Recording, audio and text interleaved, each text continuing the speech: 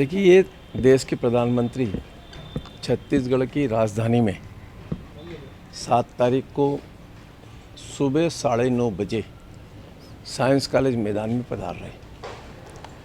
Bharatiya Janata party की तरफ से कार्यक्रम एक सरकारी कार्यक्रम भी है, जिसके अंदर भारतमाला प्रोजेक्ट से लेकर रेलवे के कुछ प्रोजेक्ट जिनका लोकार्पण भी होगा और जिनका शिलालेख भी रखा जाएगा। साथ ही भारतीय जनता पार्टी के कार्यकर्ताओं की और पूरे प्रदेश की जनता की एक बड़ी सभा साइंस कॉलेज मैदान में हो रही, जिसमें लगभग 3 लाख स्क्वायर फीट का डोम लग रहा है। उनके पार्टी के लीडर आ रहे हैं तो उन लोग चाह रहे हैं कि लोग सुने उनकी बात। हालांकि मन की बात और बाकी बातें तो रोज हम लोग सुनते हैं, लेकिन और भी कुछ कहना बाकी होगा तो जरूर कहेंगे। अभी तो और आएंगे, लेकिन तो भीड़ जुटाने के लिए इस तरीके का उपयोग करना अच्छा है। लोगों के पास जाके बुला रहे हैं तो अच्छा है।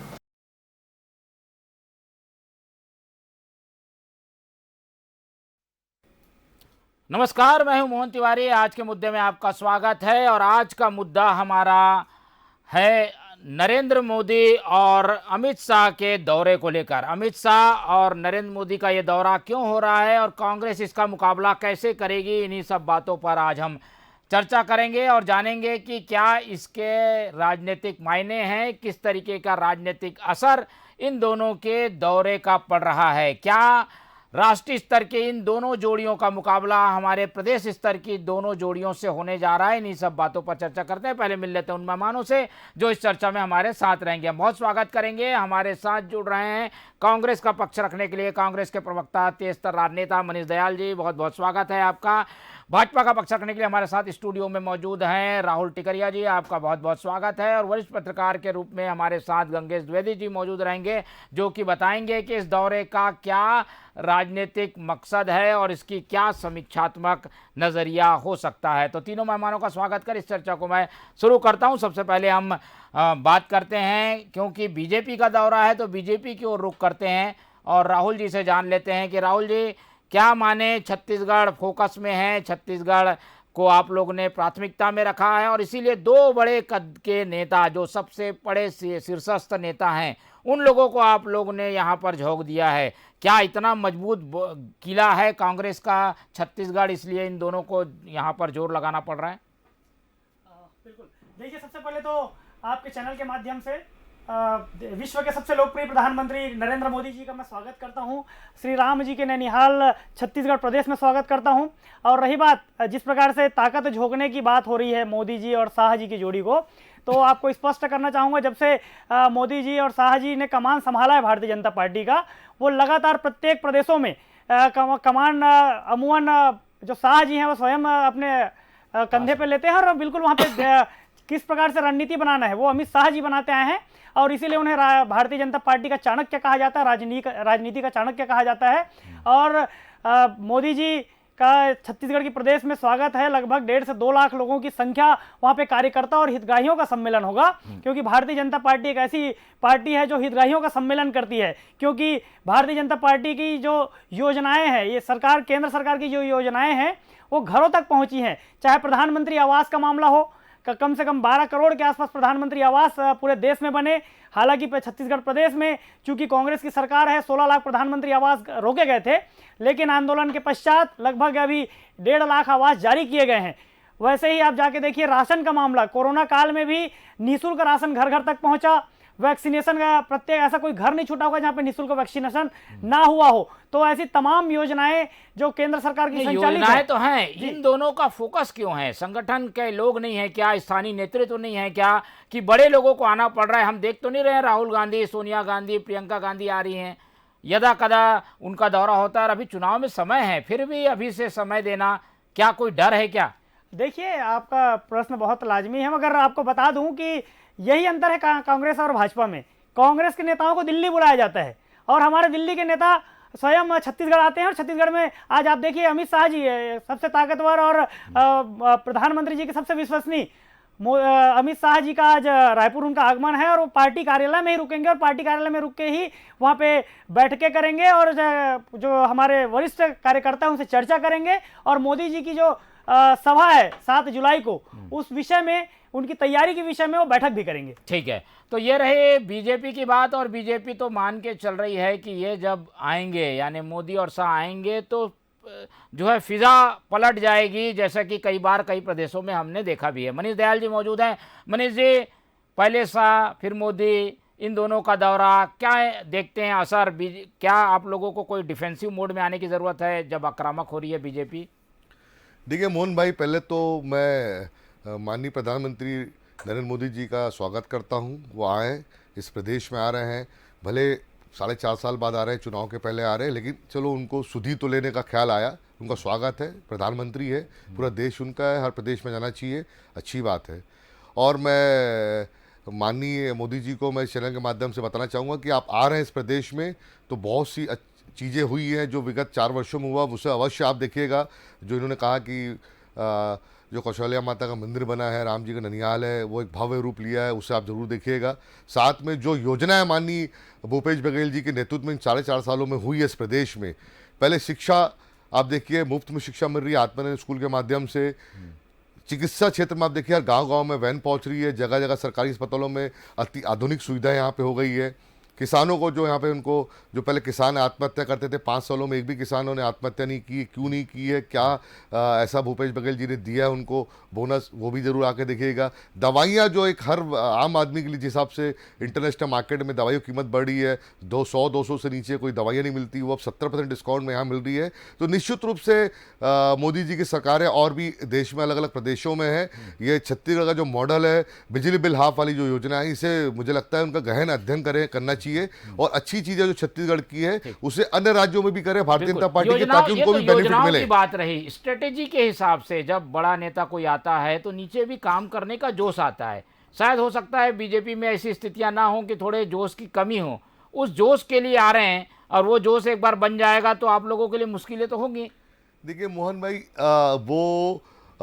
उन्होंने जो आधिकारिक कार्यक्रम दिया है वो तो कुछ योजनाओं के लिए आ रहे हैं, और यदि मुझे लगता है कि वो उनमें जोश भरने के लिए आ रहे हैं। भारतीय जनता पार्टी के पास छत्तीसगढ़ में ऐसा कोई उस कद का नेता नहीं बचा है जो माननीय भूपेश बघेल जी है। आपने कहा जो आपका जो टाइटल है जय वीरू से टक्कर लेने आ रहे हैं, तो मुझे काफ़ी मतलब भारतीय जनता पार्टी की जो यहाँ की राष्ट्रीय जो प्रदेश इकाई है उस पर काफ़ी मुझे एक दया जैसी भावना आ रही कि उनके पास एक नेता नहीं है जो अपने राष्ट्रीय स्तर के नेता को यहाँ ला रहे हैं, या उनके पास कोई ऐसा कोई नेता बचा नहीं है जो अपने राष्ट्रीय नेतृत्व पे भरोसा कर रहे हैं। और राष्ट्रीय नेतृत्व कितने देर के लिए आ रहा है, कुछ घंटों के लिए आ रहा है, चले जाएगा, फिर आपको क्या स्थिति होगी। मुझे लगता है कि भारतीय जनता पार्टी को चिंतन का समय है कि अपने राज्य के स्तर के जो नेता है, कार्यकर्ता काम कर रहे हैं, उनको आगे बढ़ाया है। देखिए चुनावी जो एक प्रतिस्पर्धा होती है, कुछ सीटें वो जीतते हैं, कुछ सीटें हम जीतते हैं, और उसे एक पॉजिटिव वे में लेकर चलना चाहिए। अब हम अपने कामों को लेकर सामने जाएंगे।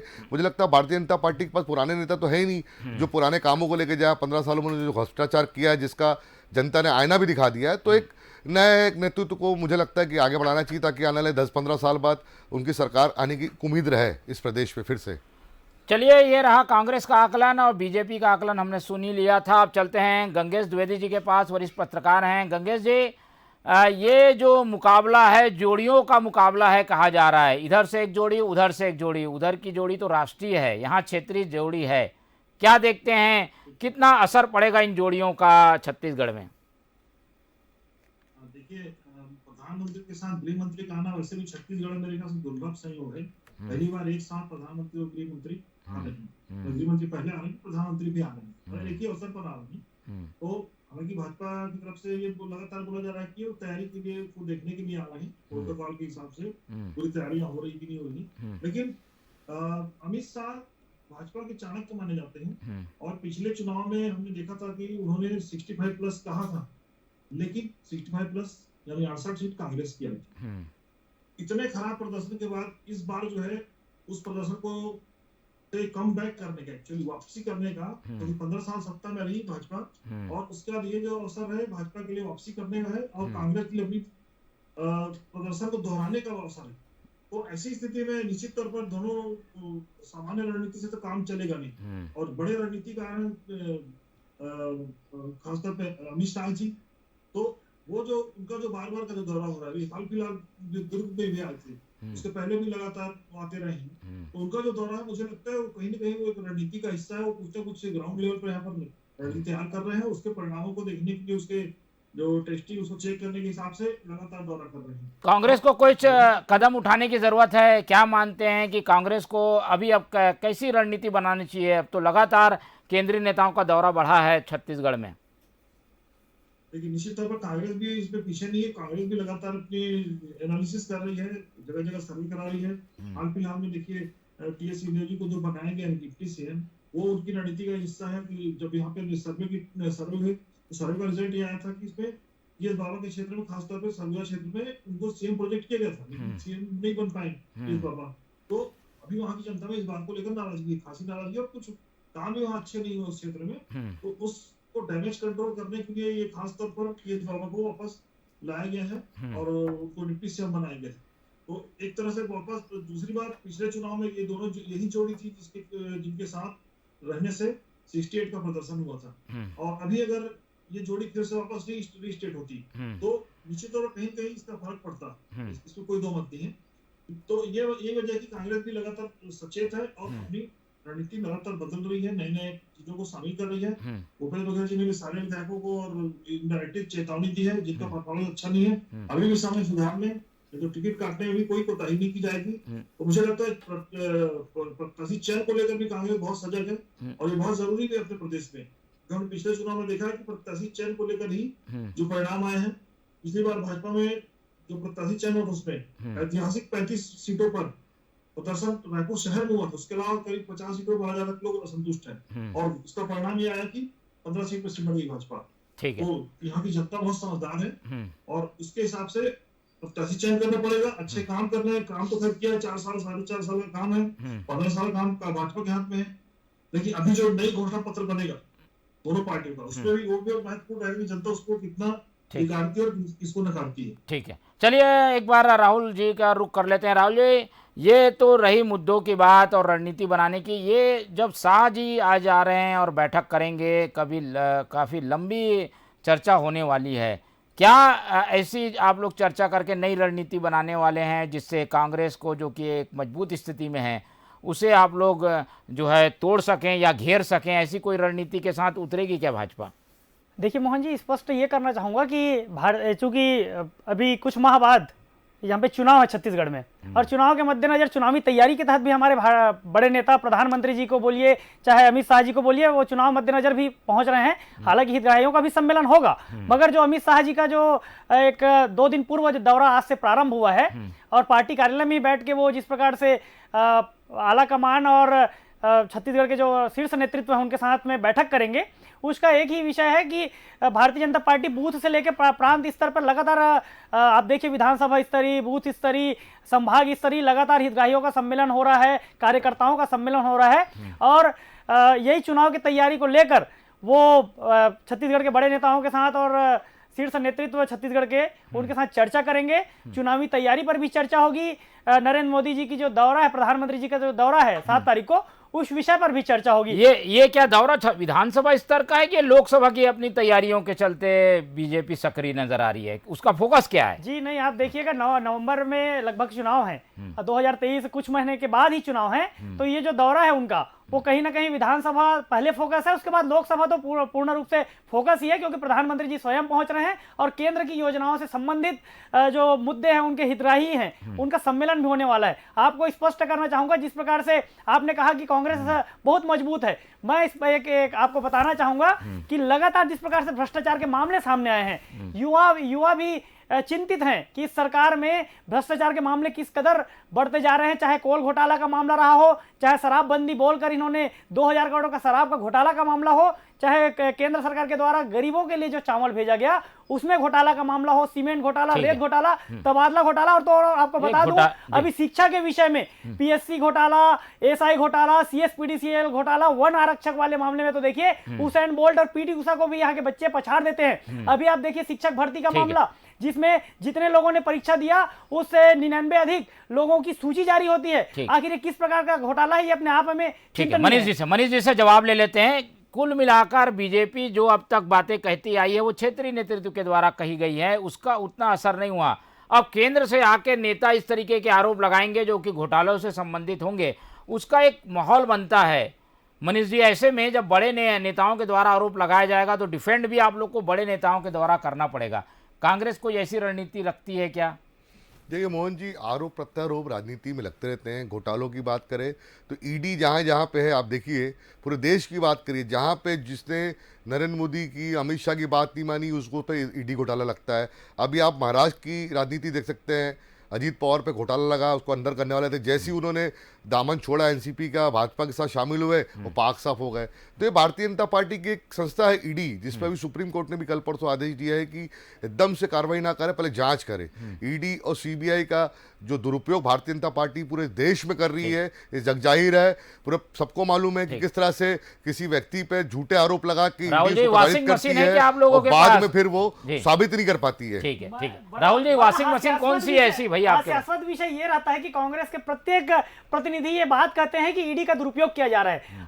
आखिर में आप इसके इतिहास में जाना पड़ेगा कि ईडी एक ऐसी संस्था है जिसका गठन स्वयं कांग्रेस की सरकार में इससे हुआ। पूछिए अजीत पवार जी पे जो आरोप लगा था ईडी का, सत्ता में शामिल होने के बाद उन पर कार्रवाई क्यों नहीं, बंद हो गई? गठन कांग्रेस ने किया था, ये बिल्कुल, कह रहे गठन हो। कांग्रेस ने किया, जिस उसके बाद गठन भी का कांग्रेस पर्पस को अलग था, उसका उस दुरुपयोग संस्था नहीं पे करना था। विश्वास नहीं है उस संस्था किसी भी पे संस्था कांग्रेस का जो प्रयोग होता मेरा है ये कहना है उसका कि उपयोग करना अगर है, किसी का गलत गठन- उपयोग नहीं करना है। गठन स्वयं कांग्रेस ने पुलिस- किया तो उस पर पुलिस विश्वास है, क्यों तो नहीं है? पुलिस का उपयोग भी है, मतलब दुरुपयोग भी है। कांग्रेस ने ऐसी संस्था बना दी आप जो उनसे पूछिए कि अविश्वसनीय है। जितने भी ईडी जाहिर पे सी आरोप बात है। लगते हैं वो भारतीय जनता पार्टी में जब शामिल होते हैं तो वो साफ सुथरे कैसे हो जाते हैं? अगर क्या ईडी गलत है या भारतीय जनता पार्टी के पास कुछ जादू है कि वो वॉशिंग मशीन डालते हैं और नीट एंड क्लीन कर देते हैं? बस उनसे ही पूछना है मुझे, बताइए। मुख्यमंत्री के उप सचिव सौम्या चौरसिया आज भी क्यों अंदर है? महीने हो गए, साल होने को है, वो आज भी क्यों बाहर नहीं निकल पा रही है? अगर घोटाले के आरोप गलत होते, दूसरे बात आप देखिए, सजा क्यों नहीं पड़ी उन पे? एजाज ढेबर के अभी भाई तक उन्होंने अनवर सजा ढेबर क्यों 2000 नहीं करोड़ दी? के शराब घोटाले में अंदर है, साबित वो नहीं हो जमानत पाया, नहीं ये दी कह कोर्ट रही को। है। तो साबित कहीं ना होना, कहीं अंदर करना, मैंने क्या बोला, इससे बिल्कुल, पहले भी बातें हुई अगर थी, गलत होता तो इससे पहले भी न्यायालय बातें हुई जमानत दे देती। थी। मुझे न्यायालय सिर्फ ये जमानत बताइए क्यों नहीं कि दे रही है? ये सिर्फ ईडी से डरा के सच्चाई अंदर है, करते इसीलिए हैं, न्यायालय सजा जमानत क्यों नहीं नहीं- देते हैं? न्यायालय राहुल जी, जमानत क्या नहीं कोई देते। अमित शाह जी का दौरा, चलिए हम मूल विषय पे आते हैं। अमित शाह जी का दौरा कहीं महाराष्ट्र जैसी स्थिति तो नहीं बनाना चाह रहे हैं? वो कुछ ऐसी कुछ चर्चाएं हैं क्या राहुल? देखिए आपको स्पष्ट कर दूं, हम चुनाव की तैयारी में आ रहे हैं, वो क्या हम किसी भी प्रकार महाराज कर से सकते हैं क्या? ऐसे तोड़फोड़ की कोशिश तो नहीं है? जी बिल्कुल ऐसा कुछ भी नहीं है। तैयारी, चुनाव की तैयारी को लेकर आ रहे हैं और नरेंद्र मोदी जी के दौरे को लेकर अमित शाह जी बैठक कर खुला रहे हैं। चैलेंज करते हैं, और मैं कोशिश आपको करके देख स्पष्ट लीजिए कर देना छत्तीसगढ़ चाहता में। हूं कि लाखों की संख्या में नरेंद्र तोड़ मोदी फोड़ जी यहाँ को में भी सुनने कोशिश के कर लिए लीजिए। यहाँ पर छत्तीसगढ़ लोग की जनता स्वतः ही स्वाभिमानी पहुंचेंगे, जनता है, कार्यकर्ता भी बिकने वाली पहुंचेंगे जनता और नहीं है। मोदी जी का आपके चैनल के माध्यम से मैं पुनः स्वागत करता हूँ। ठीक है, स्वागत कर रहे हैं मनीष जी। अगर ऐसी कोशिशें हो सकती हैं, हमेशा कहा जाता है कि शाह जहां जाते हैं वहां कुछ जमीनें हिलती है, सरकारें हिल जाती है, क्या ऐसी कुछ स्थिति? हालांकि इनकार कर रही है बीजेपी, पर राजनीति में कुछ भी संभव है। मैं तो कहता हूं उनको स्वागत है, आप कोशिश करके देख लीजिए। करोड़ों अरबों रुपए आपके पास है, आप कहाँ से आए हो तो पूरी देश जानता है। जो आप इतने विधायकों खरीदते हैं, आपने तो साफ साफ आरोप लगाया कि उनको पैसे का ऑफर दिया जाता था कि आप तोड़ के आइए, भाजपा में शामिल हो जाइए। खैर वो उनके पैसे कहाँ से आए वो जांच का विषय है, जब हम केंद्र में आएंगे तो भी जांच होगी कि उतने पैसे जो कांग्रेस तोड़फोड़ में किया है छत्तीसगढ़ में वो संभव पैसे है। आए कहाँ से। छत्तीसगढ़ में तो उनको मैं खुला चैलेंज देना चाहता हूँ आपके चैनल के माध्यम से, आप कोशिश करके देख लीजिए आप कितने बड़े चाणक्य है, वो दिख जाएगा। यदि आप वाकई में चाणक्य बोलते हैं, तोड़फोड़ की राजनीति करते हैं, खुला चैलेंज है, आप करके देख लीजिए। और चुनाव तो आने वाला है, इससे पहले भी आप ऐसे चुनाव में आए थे और आप ही ने 65 बोल के गया था। वो समझ नहीं पाया भारतीय जनता पार्टी के नेता कि उन्होंने किसके लिए कहा था।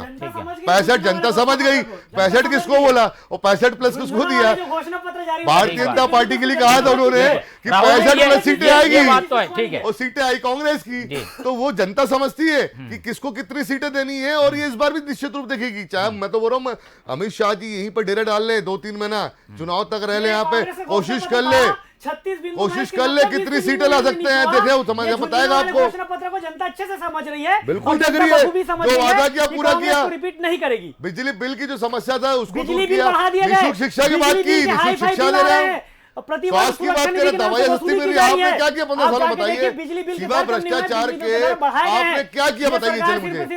आप एक भी ऐसा 15 सालों का रमन सिंह का कार्यकाल बताइए, ऐसा काम बताइए जिससे जनता खुश थी। मैं खुला चैलेंज कर रहा हूँ हमारे भाई, खैर राहुल जी तो अभी खैर नए हैं, इनको जानकारी नहीं है।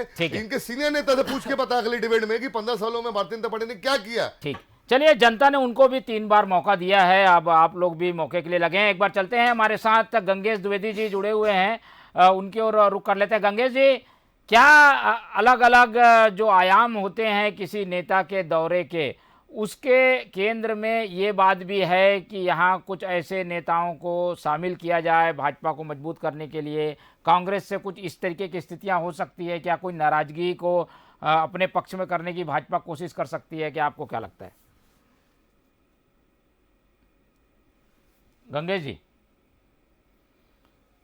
ठीक है, चलिए गंगेश जी से एक बार फिर से जुड़ने की कोशिश करेंगे। गंगेश जी आवाज़ मिल पा रही है जी? गंगेश जी, मेरा सवाल यही था कि ऐसी कोई स्थिति बन सकती है क्या छत्तीसगढ़ में जैसी हम बाकी जगह देख रहे हैं, या कुछ नाराज लोग आ सकते हैं क्या भाजपा के पाले में?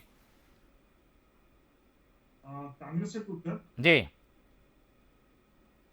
नहीं, अभी तक तो ऐसी कोई स्थिति दिखने में नहीं आ रही है। लेकिन ये है कि क्योंकि ये जैसे यहाँ पे जय वीरू की जोड़ी है, इस तरह अमित शाह और नरेंद्र मोदी की जोड़ी भी कई सारे हो सके इनको इस तरह उठा पड़ने कोई गांधी लगातार करते आ रहे हैं। महाराष्ट्र का सबसे बड़ा उदाहरण है। तो अभी लेकिन ये अवसर नहीं है कि वो इतना समय बचा नहीं है, अगर तोड़फोड़ करेंगे भी तो 2-4 महीने के तोड़फोड़ करने का क्या फायदा। बल्कि मुझे लगता है ये जो अवसर है ये नई रणनीति के साथ उतरने का, चुनाव की तैयारी करने का है। तो मुझे लगता नहीं कि ये इस पे फिलहाल वो तोड़फोड़ पे ध्यान देंगे। कोई बड़ी घोषणा हो सकती है क्या? बड़ी घोषणा तो कर सकते हैं। बड़ी घोषणा हो सकती है। देखिए कांग्रेस की जो देखा जाए एजेंडे के रूप में, तो सबसे जो ताकतवर चीज है कांग्रेस के पक्ष में वो ये है कि 3000 मतलब अभी तो 25 रुपए क्विंटल धान दे रहे हैं। पूरे देश में सबसे ज्यादा एमएसपी अंतर की राशि राज्य सरकार दे रही है। 2800 की घोषणा कर चुके हैं। इसके बाद गोधन न्याय और कई तरह की ऐसी योजना जो ग्रामीण अर्थव्यवस्था को मजबूत करती है। तो इससे संबंधित कुछ अगर बड़ी घोषणा करती है सरकार, भाजपा की सरकार केंद्र सरकार करती है, तो इसका फायदा मिले। दूसरा एक चीज चर्चा में भी आई है कि 500 रुपए सिलेंडर का के दाम करने की तैयारी है, या तो मतलब उसके संकेत सरकार की तरफ से आए हैं, या तो वो लागू हो सकते हैं या फिर घोषणा पत्र में शामिल हो सकते हैं। इसको लेकर भी देखिए पिछली बार गैस चूल्हा बांटा था भाजपा सरकार, तो वो योजना भाजपा सरकार भी चाहे तो बेहतर तरीके से लागू कर सकती है, सिलेंडर में सब्सिडी दे सकती है। क्योंकि अभी की जो स्थिति है, सारे जो सामान्य घरेलू सिलेंडर को 50-60 रुपए सब्सिडी मिल रही है, और भी गिने चुने लोगों को ज्यादातर लोगों को सब्सिडी मिल नहीं रही है। तो इसको अगर चाहे तो केंद्र सरकार इसकी घोषणा कर सकती है। ठीक है, कोई घोषणा हो सकती है, ऐसे संकेत मिल रहे हैं, और इसीलिए अमित शाह का पहले आना, लोगों से चर्चा करना, कुछ बिंदुओं को टटोलना, उसके बाद सभा में मोदी के द्वारा घोषणा, ऐसी चर्चाएं हैं। राहुल जी, क्या इससे इत्तेफाक रखते हैं? बीजेपी ऐसी कुछ लेके चीजें आ सकती है क्या? देखिए, सबसे पहले तो मैंने आपको स्पष्ट किया कि जो हम योजना अभी तक घरों तक पहुंचाए हैं, चाहे आवास का मामला हो, चाहे राशन का मामला हो, चाहे निःशुल्क वैक्सीनेशन का मामला हो, चाहे स्वास्थ्य के दृष्टिकोण से आयुष्मान कार्ड का मामला हो, आप देखिए एक क्रांतिकारी कदम मोदी जी के प्रधानमंत्री बनने के बाद आया है कि पहले पूर्व प्रधानमंत्री राजीव गांधी जी कहते थे कि मैं 1 रुपए जनता के लिए भेजता हूं और 15 पैसे ही पहुंचते हैं, मगर आज मोदी जी ने जनधन खाते के रूप में एक प्रोत्साहन किया। गरीब से लेके क्या अमीर क्या मजदूर, हर किसी का बैंक खाता है, और प्रत्येक हितग्राही का जो लाभान्वित वाला राशि है वो सीधा उनके खाते में जाता है। किसी भी प्रकार से कोई भ्रष्टाचार कोई 1 रुपए नहीं कर सकता। 1 रुपए मोदी जी भेजते हैं, 100 पैसे उनके खाते में। घोषणा करेंगे क्या? कुछ राहत देंगे क्या? हितग्राही वाले विषय पे राहुल जी के खाते में कितने आए? है। और रही बात बेरोजगार है, राहुल जी के खाते में पूछ सकते हैं, स्टूडेंट है। आज तक कोई राशि नहीं कटा। अरे तो जनधन खाते में पैसे आ रहे हैं, आपने बताया ना, मोदी जी पैसा भेज रहे हैं। किसको पैसा भेज रहे हैं? जो राशि आती है, बैंक में खाता खुलवाना कोई महत्वपूर्ण काम नहीं है क्या? बैंक में खाता खोलिए, कैश क्या देखे, अकाउंट पे दे रहे हैं, इसमें क्या गड़बड़ है? पहले भी सम्मान निधि का पहले खाते में आता है, पहले डायरेक्ट कटता था और कट के दिया जाता है, खाते में आता है। कोई अधिकारी 1 रुपए भ्रष्टाचार नहीं कर सकता। प्रत्येक राशि हितग्राही को स्वयं उनके खाते में प्रदान किए जाते हैं। किसी के लिए निःशुल्क राशि नहीं भेजी जाती। जो हितग्राही का अधिकार है वो राशि उनके खाते तक किसानों के पैसे क्यों नहीं दिए अभी तक उन्होंने? मैं स्पष्ट कर दूं कि हितग्राहियों का किसानों सम्मेलन है, प्रधानमंत्री कार्यकर्ताओं का आवास सम्मेलन योजना है, के पैसे क्यों और दबा के कोई रखे उन्होंने अभी घोषणा तक? होगी क्यों नहीं नहीं देते होगी, हैं? क्योंकि ये यहाँ पे अमित भारतीय शाह जनता पार्टी जी सरकार जाने नहीं और है। नरेंद्र मोदी जी का ठीक है, विषय है, वो विशेष चाहे है। तो वो कर सकते हैं। कोई घोषणा जाए जैसी बात नहीं है, पर कार्यकर्ताओं को अपनी ओर करने की एक बड़ी कोशिश हो सकती है। आखिरी में एक कमेंट ले लेते हैं मनीष जी का, फिर उसके बाद इस चर्चा को खत्म करेंगे। राहुल जी को अगर कहीं जाना है तो वो जाएंगे भी, तो हमारे साथ मनीष जी फटाक से आप बता दीजिए कि ये कवायद जो है इसका कुछ असर आप लोग महसूस कर पाते हैं क्या? देखिए, निश्चित रूप से मित्र पाया पड़ी हुई भारतीय जनता पार्टी में कहीं ना कहीं कुछ संजीवनी देने के लिए प्रधानमंत्री मोदी जी आ रहे हैं, लेकिन मुझे लगता नहीं है कि कुछ उसका असर पड़ेगा, क्योंकि इच्छा शक्ति भी होनी चाहिए। भारतीय जनता पार्टी के नेताओं कार्यकर्ताओं में इच्छा शक्ति नहीं है। 15 सालों में जिस तरह से कार्यकर्ताओं के साथ भारतीय जनता पार्टी के बड़े नेताओं ने दुर्व्यवहार किया, उनका शोषण किया है, और जनता के साथ जो किया उसको जनता ने बता दिया। उनके पास कार्यकर्ताओं की कमी है। देखिए, इनके पास अभी 1.5 से 2 लाख की बात कर रहे हैं कार्यकर्ताओं की, देखते हैं अभी 2 दिन बाद कितनी सभा में कितने आते हैं। पानी एक इनके पास पाना जरूर रहेगा, संख्या कम होगी। क्या है दावा है क्या कुछ राहुल जी?